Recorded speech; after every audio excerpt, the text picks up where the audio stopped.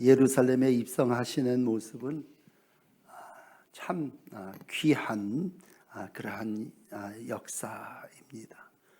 모든 순간순간이 다 소중하고 귀하겠지만 예수님의 입성을 오늘 함께 나누면서 이제 정확하게 닷새 후에 십자가 지시고 우리 구원의 역사를 말씀대로 이루시는 우리 주님과 함께 믿음의 여행을 함께 하시는 여러분들이 되시기를 바랍니다. 갈릴리에서 또 많은 사역을 하셨고 특별히 엊그저께 베다니에서 묵으시면서 또 하나님의 역사를 이루셨죠. 그리고 이제 작은 마을 벳바게라고 하는 곳에서 나귀를 타시고 이제 본격적인 예루살렘의 입성의 길에 오르는 그러한 예수님을 만나게 됩니다. 물론 예수님은 우리의 구세주이시고 또 만왕의 왕이시죠. 그러나 오늘 우리가 만나는 예수님, 그건 세상의 왕과 다릅니다. 세상의 왕과 비교할 때 아마 세상의 왕이라면 당연히 백마 타고, 그것도 한 마리도 아니고 여러 마리의 근위병들 이렇게 거느리고 높임을 받으면서 그 왕은 다스리겠죠.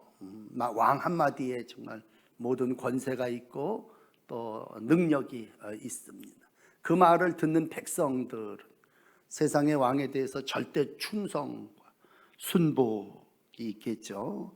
오늘 그러므로 세상 왕은 당연히 세상에서 가장 귀한 짐승 중에 아마 그냥 백마 타고 사자같이 임하겠죠. 그래서 이단들을 보면 이렇게 백마 타는 모습들, 또 북한의 김정은 같은 이들 보면 백두산에서 백마를 타고 이렇게 호령하는 그런 모습을 통해서 세상의 왕이 이런 권세, 이런 힘, 이런 능력이 있구나 라고 하는 것을 보여주었죠. 그러나 오늘 우리가 믿는 예수님 왕이신데 어떤 왕이십니까? 라고 했을 때 이 사도 바울은요 빌립보 교인들에게 예수님이 누구신지 아주 분명하게 가르치고 그걸 기록했습니다. 잘 아시는 빌립보서 2장 8절 보시면요 예수님을 이렇게 소개합니다. 사람의 모양으로 나타나셔서 자기를 낮추시고 죽기까지 복종하셨으니 곧 십자가에 죽으심이라. 이러므로 하나님이 그를 지극히 높여 모든 이름 위에 뛰어난 이름을 주셨고 하늘에 있는 자, 또 땅에 있는 자, 또 땅 아래에 있는 자들로 모든 무릎을 예수의 이름 앞에 꿇게 하셨고 모든 입으로 예수를 주라 시인하고 하나님 아버지께 영광을 돌리게 했다. 그러니까 예수님은 사람의 모양으로 오셔서 낮추시고 죽기까지 복종하시면서 십자가의 죽으심으로 말미암아서 하늘, 땅 밑에 있는 모든 사람들, 그러니까 모든 권세 잡은 세상의 모든 사람들 속에 그들의 무릎을 꿇게 하셨다는 얘기. 예수의 이름에 무릎을 꿇게 하셨다는 건 예수님만이 왕 되셨다는 얘기죠. 그들이 입을 열면 예수님을 주라, 왕이라 시인하게 했고 그리고 모든 영광을 예수님께 돌리게 했다라고 할 때 모든 백성들이 정말 한 목소리로 예수님을 칭송하고 예수님의 이름을 높였습니다. 이 일을 이루신 예수님, 오늘 이제 예루살렘에 입성하셨기 때문에 이 모든 사명이 이루어진 거죠. 그리고 예루살렘의 입성의 모습을 통해서 우리는 예수님이 어떠한 왕이신가를 다시 한번 만나게 됩니다. 우선 첫 번째로 세상의 왕이 아니라 세상 구원을 위해서 오시는 왕의 모습을 모든 백성들은요 아이로부터 어른에 이르기까지 뭇백성은 호산나 찬송하리로다 주의 이름으로 오시는 이스라엘의 왕이요 그러면서 종려나무 가지를 흔들면서 예수님을 환영하고 환대하고 있습니다. 종려나무는 상당히 상징적인 의미가 있는 나무라고 하는데요, 이건 종려나무를 꺾고 흔든다고 하는 건 개선군을 맞이한다는 얘기예요. 승리의 왕이 장군이 들어올 때 종려나무를 꺾어서 그것을 흔들면서 그를 승리자를 맞이한다고 할 때 오늘 모든 이스라엘 유월절에 모여있는 많은 군중들은 예수님을 향하여 호산나 찬송하리로다. 우리 이스라엘의 왕으로 오십니다. 그러면서 예수님을 구주로 맞이하게 됩니다. 주의 이름으로 오시는 이요. 이 얘기는 여러분 지난주 설교 기억하십니까? 시편 118편을 읽을 때 제가 예배의 부름에서도 25절을 읽어드렸습니다만, 성전에 올라가는 모든 이들이 여호와여 구하옵나니 이제 구원하소서, 여호와여 우리가 구하옵나니 이제 형통하게 하소서. 이 얘기는 한마디로 호산나입니다. 호산나라고 하는 말의 뜻은 이제 구원하소서, 이제 형통하게 하소서, 그런 뜻입니다. 건져서 편안하게 해달라는 얘기죠. 그러므로 이 땅에 오신 예수님 누구십니까? 구세주로 오신 분이십니다. 그러면 그분을 향하여 어떻게 해야 합니까? 이제 구원하소서, 이제 형통하게 하소서. 종려나무 흔들며 크게 기뻐하며 맞이해야죠. 중요한 것은 이 사건이 공개적으로 이루어졌다고 하는 것입니다. 이스라엘 백성은 1년에 3번 성전에 오르는데 다 마침 오늘이 6월절이었습니다. 온 이스라엘의 백성들이 다 6월절 예배를 위해서 예루살렘에 모였을 때 그 모인 무리들 속에 스스로 자원하여 호산나 이제 구원하소서, 구원의 주로 오시는 주님을 맞이하고 있습니다. 예수님은 이렇게 호산나 찬송하는 이 구원해달라고 하는 이들을 외면하지 않으셨습니다. 그리고 스스로 자발적으로 예루살렘 성을 향하여 걸어 들어가셨습니다. 호산나를 거절하지 않았다는 얘기는 내가 그러하다는 얘기죠. 우리가 아니면 나 아니에요, 내가 무슨 구원자입니까? 내가 어떻게 백성과 이스라엘을 구원할 수 있습니까? 그리고 거절했겠죠. 그러나 예수님은 그러한 환호와 환영과 호산나 찬송 부르는 모든 사람들 속에 메시아로 오셨습니다. 그리고 예수의 오신다고 하는 듯 듣고 소문난 모든 이들에게 똑같은 모습으로 자신을 보여주셨습니다. 복음서 전체가 예루살렘의 입성을 네 복음서가 다 기록하고 있습니다. 마태복음 21장 9절 같은 경우는 사람들이 여기다 이걸 더 붙여요. 다윗의 자손 예수여, 나사렛에서 온 선지자여, 우리가 당신을 맞이합니다. 그리고 나뭇가지를 흔들면서 승리를 상징하는 표현을 하고 있습니다. 먼 훗날 이제 우리 주님이 다시 모든 것을 완성하기 위해서 오실 때 요한계시록을 오늘 세 곳 여러분에게 소개해 드릴 텐데, 요한계시록 7장 9절에 보면요, 14만 4천의 무리가 흰옷을 입고 종려나무를 흔들면서 예수님을 영접하게 됩니다. 큰 무리가 흰옷 입고 손에 종려 가지를 들고 보좌 앞과 어린 양 앞에 서서 큰 소리로 외칩니다. 구원하심이 보좌에 앉으신 우리 하나님과 어린 양께 있도다. 여러분, 구원이 보좌에 앉으신 어린 양 예수께 있다고 하는 간절한 청입니다. 물론 이들이 이렇게 호산나 찬송 부르다가 며칠 있다가 로마 총독 빌라도가 예수님을 십자가에 못 박고자 할 때에 십자가에 못 박으라고 하는 사람들로 바뀌어지게 됩니다만, 오늘 예수님은 이 땅에 구원을 이루시기 위해서 성에 입성하셨습니다. 그러므로 예수님은 나의 구주시고 이 땅을 구원하기 위한 호산나 찬송 받으시는 분이십니다. 그런데 여러분, 이 사실은요, 다니엘이라고 하는 사람이 예언합니다. 다니엘 9장 24절에 보면 내 백성과 내 거룩한 성읍 71회로 기한을 정하나니 죄가 끝나며 죄악이 영속되며 영원한 의가 드러나며 예언이 응하며 거룩한 자가 기름 부음을 받으리라. 네, 여러분, 날짜까지도요 71회라고 하는 것, 1회라는 말은 70이에요. 7 곱하기 70이면 490년 아닙니까? 490년이 지난 6월절 예수께서 예루살렘에 입성하십니다.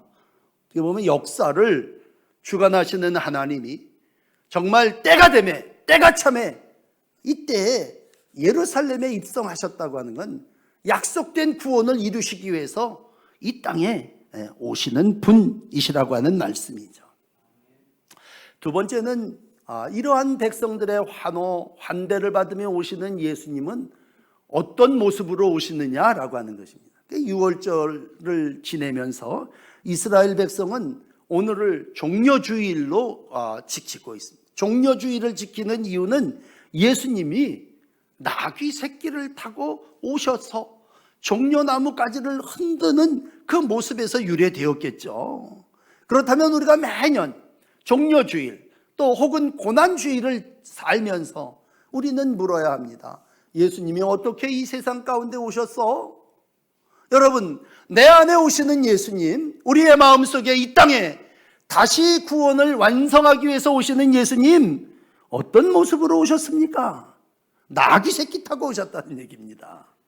14절 보면 예수는 한 어린 나귀를 보고 타시니 라고 기록하고 있습니다. 어린 나귀를 탔다고 하는 얘기는 역사 정치적으로는요, 세상의 왕이 아니라는 거예요. 하나님 나라의 왕으로 오셨다는 얘기입니다. 세상의 왕으로 오면 앞에 말씀드린 대로 백마 타야죠. 사자같이 권세를 가지고 와야죠. 그리고 와서 정복해야죠.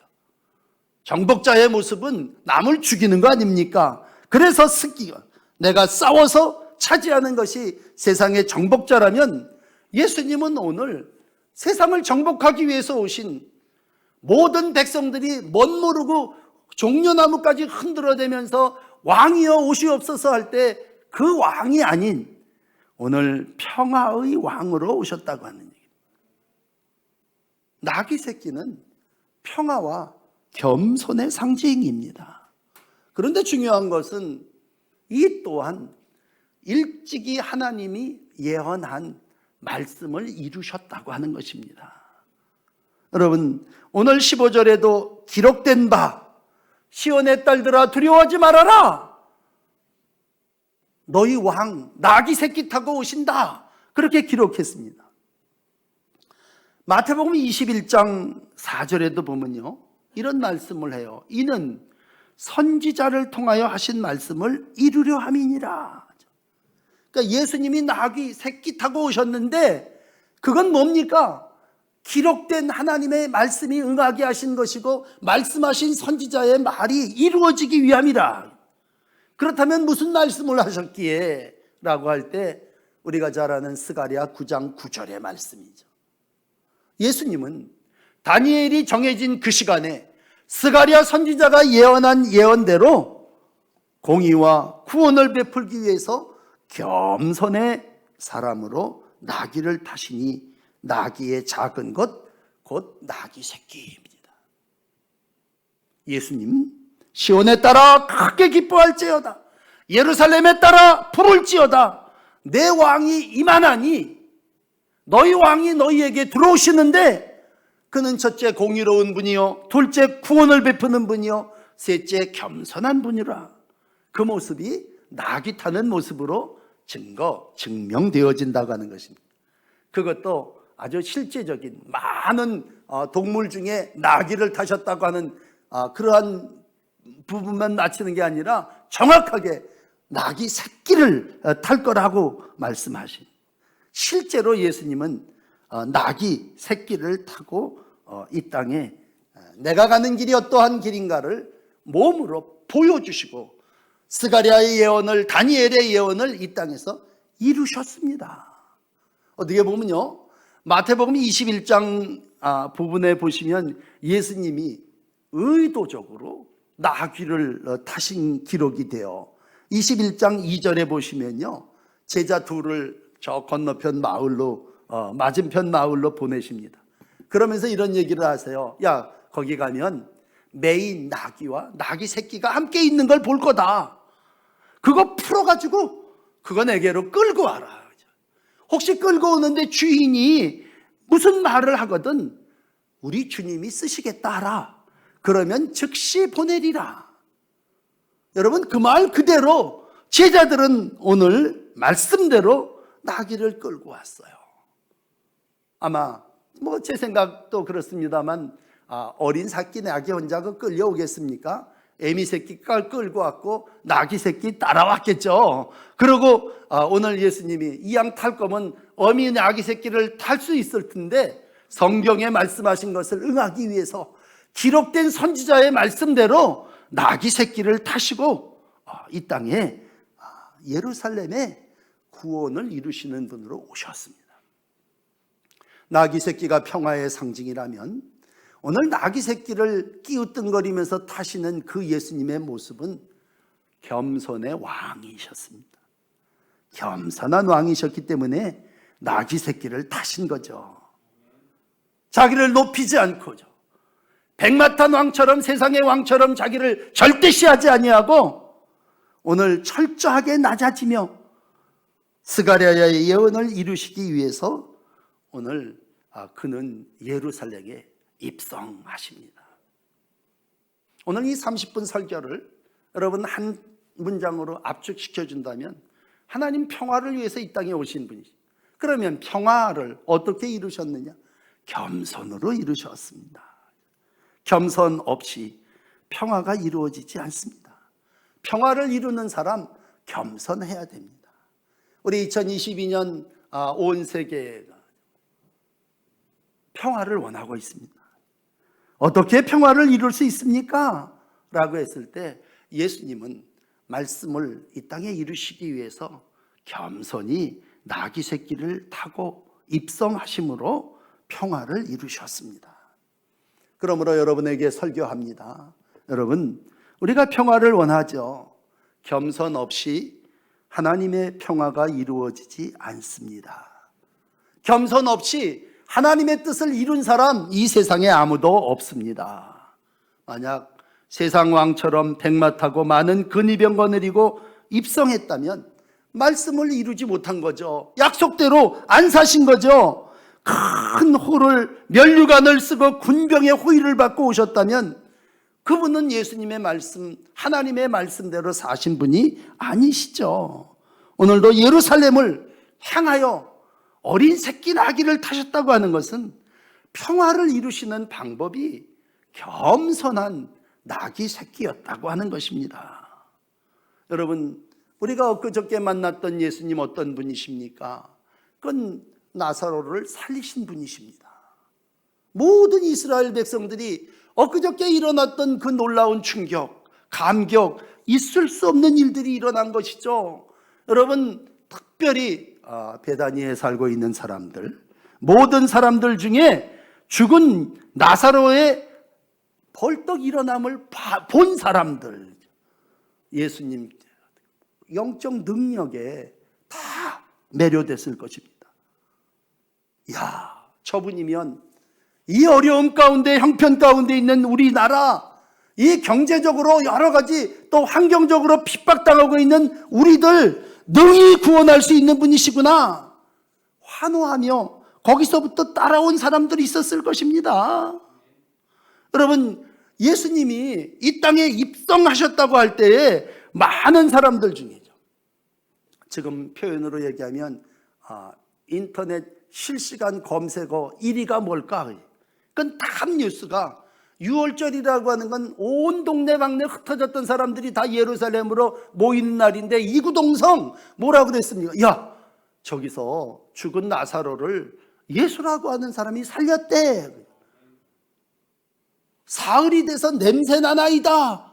이건 뭐예요? 인간적으로 불가능하고 과학적으로 불가능한 거죠. 냄새가 나는 그런 불가능한 일을 저 베다니 거기서 역사로 이루어졌대 라고 했을 때 많은 사람들이 검색어 1순위 1위가 예수님이었을 겁니다. 이러한 예수님이, 그러면 죽은 자도 살리시는 그 예수님이 예루살렘에 입성하시면서 정말 많은 방법과 또 도구를 동원할 수 있었지만 말씀을 응하기 위해서 어린 나귀를 타셨다고 하는 것은 오늘 예수님의 행위가, 평화를 이루는 방법이 절대 권력과 절대 능력이 아닌 겸손이었음을 우리 가운데 보여주시고 있습니다. 오늘도 예수님은 당신을 이 땅에 소개를 할 때 뭐라고 소개하십니까? 여러분 마태복음 11장에 보시면 예수님은 자기를 이렇게 소개하십니다. 29절에 보면 나는 마음이 온유하고 이 겸손하니 나의 멍에를 메고 내게 배워라. 그리하면 너희 마음이 쉼을 얻을 것이다. 그러니까 예수님은 본인을 나는 온유와 겸손의 사람이다 그렇게 말씀하시고 그 말씀을 오늘 그대로 이루시고 있습니다. 오늘도 나와 함께 구원의 역사를 이루어 가시는 하나님, 그분은 평화를 이 땅에 이루시기 위해서 스스로 겸손의 왕으로 우리 가운데 오셨습니다. 자, 이제 마지막 한 사건을 여러분에게 더 소개해 드린다면 이러한 모습을 보고 있는 맨 마지막 절에 등장하는 바리새인들입니다. 오늘 19절에 보시면 바리새인들이 서로 말합니다. 야, 봐라, 너희 하는 일이 쓸데없다. 온 세상이 지금 다 그를 따르고 있도다. 이들이 한 말 중에 참 특징적인 건 쓸데없다라는 말입니다. 바리새인들이 무의식적으로 짓거린 말이겠지만 그들의 말이 씨가 됐고 예수님은 정말 모든 무리가 따르는 그러한 이가 되었습니다. 그리고 오늘 하나님의 역사를 친히 몸으로 이루시기 위하여 십자가의 길을 가시고 있습니다. 물론 이때 많은 사람들이 환호하고 또 무리와 군중들이 다 찬송하고 환영하고 있지만 기득권을 가지고 있었던 바리새인들은요 크게 불안하고 두려워했습니다. 야, 사람들이 다 저리로 쏠린다. 이제. 모든 사람들이 다 예수 앞으로 가는구나. 우리가 하고 있는 일이 쓸데없고 우리가 도모하는 일이 헛되다. 그래. 그러나 오늘 분명한 것은 예수님은 죽기 위해서죠. 당신의 사명을 완성하기 위해서 이러한 모든 사람들 속에 십자가의 길을 가시고 마침내 사망 권세 이기시고 만왕의 왕이 되어주셨습니다. 여러분, 오늘 우리가 이러한 예루살렘의 입성의 모습을 보며 세상 우리 많은 무리들이 살아나갑니다. 애들도 살고 무리들도 살고 또 바리새인과 같은 종교 기득층들도 살아나가고 또 제사장과 같은 그러한 사람들도 살아나갑니다. 어린아이들은 뭔지도 모르고 따라다니면서 길거리에서 호산나 할 것이고 바리새인들은 쓸데없다 그렇게 표현할 겁니다. 어떻게 보면 한 인간인 우리의 모습 속에 이 어린애들의 호산나와 쓸데없다고 하는 바리새인의 마음이 같이 들어 있습니다. 무슨 일을 하면 좋아 그리고 환영하는 사람이 있는가 하면 쓸데없어 그리고 거부하는 사람들이 있다는 얘기죠. 아마 환영하며 종려나무까지 흔들면 그이에게 있어서 오늘은 종려주일일 거고 쓸데없어 그렇게 표현하며 예수님을 죽음으로 죽이게 모의하는 자들이 있다면 그들은 고난주간이겠죠. 그러나 분명한 것은 그 둘이 오늘 함께 예루살렘 성 안에서 공전할진데 그들이 모두 예수님을 올바로 알지 못했다는 겁니다.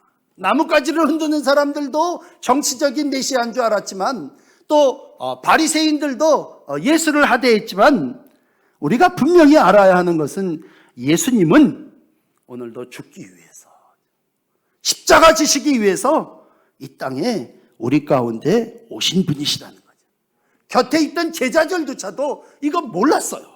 그래서 나중에 16절에 가서 제자조차도 낙이 타신 주님의 말씀과 행동이 무엇인지를 알지 못했습니다.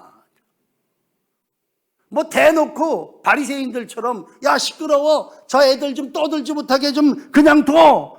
예수님 뭐라고 그들을 향해서 얘기합니까?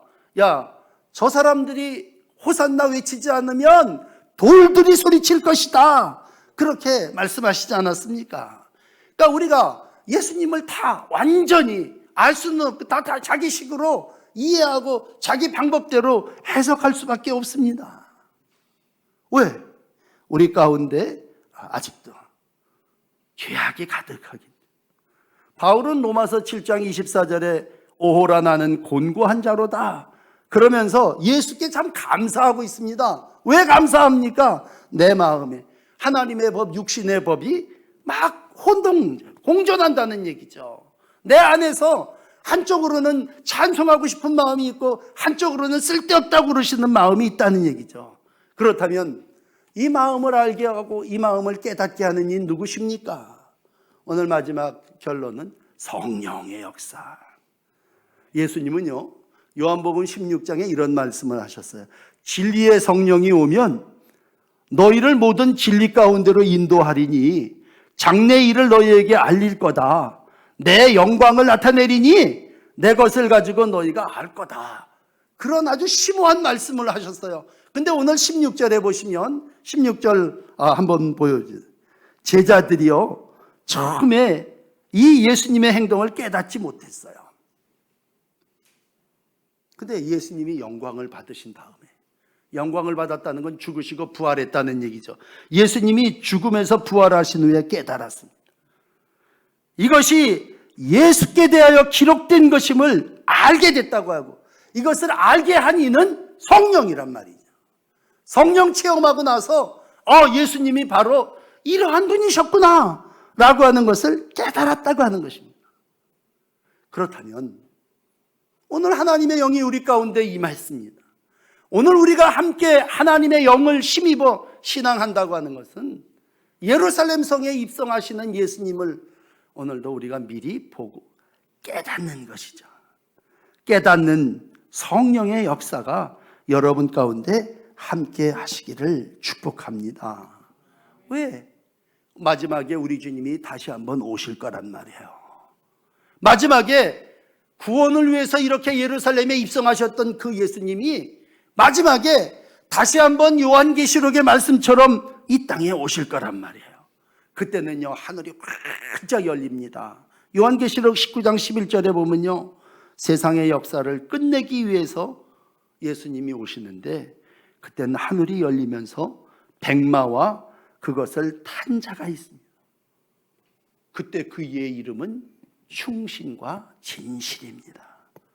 그가 공의로 심판하며 싸움을 완성하시게 됩니다. 마지막 다시 오실 주님 어떤 분이십니까? 백마 타고 사자같이 이 땅에 오셔서 모든 것을 심판하시는 정복자로 오신다고 하는 것입니다.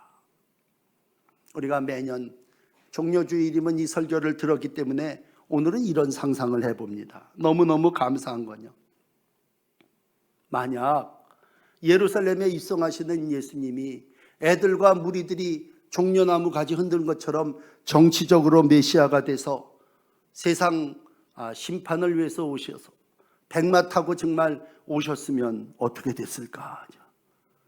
그러면 구원받은 사람이 있었을까? 노아 홍수 때는 그래도 노아 가족 8명은 구원받았는데, 만약 그때 예수님이 심판주로 오셨다면 여러분 성 안에 사는 사람 몇 프로 구원받았을 것 같습니까? 하나님의 나라에 갈 사람 몇 명일 것 같습니까?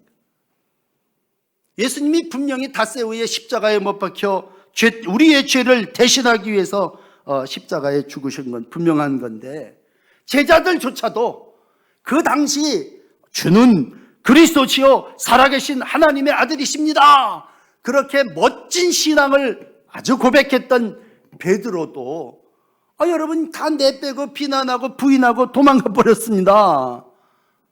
나중에 영광을 얻으신 후에야, 부활한 후에야, 성령 임한 다음에만 깨달았다면, 우리 상상하건대 그때 예루살렘의 성에 입성하시는 예수님이 구원과 평화와 겸손의 왕으로 오지 않고 심판의 자리로 정말 모든 사람들이 환호하는 그 모습 그대로 정치적인 왕으로 백마 타고 오셨다면 다 망해버리고 다 죽었지 않겠느냐는 얘기죠. 너무 무서운 얘기 아닙니까? 그럴진데 다시 한번 우리는 나귀 타고 오시는 예수님이요, 평화를 위해서 오셨고 구원을 위해서 오셨고 겸손을 이루기 위해서 오신 게 얼마나 고맙고 감사합니까? 여러분, 이제 주님 반드시 다시 오실 것입니다. 요한계시록의 마지막인 22장은 이렇게 마감해요. 종말의 때 다시 오실 주님을 증언하시는 이가 이르되 내가 진실로 속히 오리라. 아멘. 주 예수여 오시옵소서. 똑같은 얘기예요. 호산나. 아멘. 그렇게 될 줄을 믿습니다. 우리가 오늘 이 동인천 교회에서 이 찬양, 이 고백을 드릴 수 있는 건 뭡니까? 예수님이 십자가에 못 박혀 죽으심으로 구원을 완성하셨고 평화를 이루셨고 겸손의 왕이 되어주셨기 때문에 저도 구원받았고 여러분들도 구원받아서 이제는 우리가 아멘 주 예수여 오시옵소서 호산나 찬송할 수 있는 것입니다. 오늘도 구원이 죽게 있을진데 다시 한번 성령께서 여러분에게 주시는 깨달음이 함께 하시기를 바랍니다. 다시 오시리라 하신 그분을 여러분 종려나무 가지 들고 맞이할 때 아멘 주 예수여 오시옵소서 마음의 문을 활짝 열고 나 예수 믿었습니다. 내 안에 들어오십시오. 여러분 이 땅에 오시는 예수님 평화를 이루시기 위해서 전쟁이 있는 곳에 전염병이 있는 곳에 오셔서 아멘 주 예수여 어서 오시옵소서 평화를 이루어 주시옵소서 나귀 타고 오시옵소서 겸손의 왕으로 오시옵소서. 오늘도 이 주님을 여러분의 마음과 이 땅에 맞이하며 한 주간 십자가의 길을 가신 주님과 동행하시는 은혜가 여러분에게 있으시기를 축복합니다. 기도하겠습니다. 평화의 길을 이루시기 위해서 겸손의 왕으로 나귀 타고 오셔서 희생하신 예수님을 만납니다. 사순절 마지막 주일을 지내고 죽음 당하기 위해서 이 땅에 오신 예수님의 그 이름에 권세가 있음을 믿습니다. 주님, 향유옥값 깨트려 예수께 부은 여인처럼 주께서 쓰시겠다 할 때에 기꺼이 자기의 나귀를 내놓은 주인처럼 오늘도 우리가 주님 주의 나라 주의 백성 되었사오니 십자가에 죽으신 주님으로 인하여 구원받은 백성으로 감사하며 호산나 찬송하고 오시는 주님께 영광 돌리게 하옵소서. 겸손히 주의 길을 가며 한 주간을 살기를 원합니다. 이 길이 생명의 길이고 이 길이 날 구원하기 위해서 가신 길이라면 주님 십자가의 길 도망치지 않게 하시고 방관하여 구경하지 않게 하여 주시고 오늘도 당당히 수치와 모욕당하신 예수님과 함께 그 길을 걸어가는 믿음의 후손들 되게 하여 주옵소서.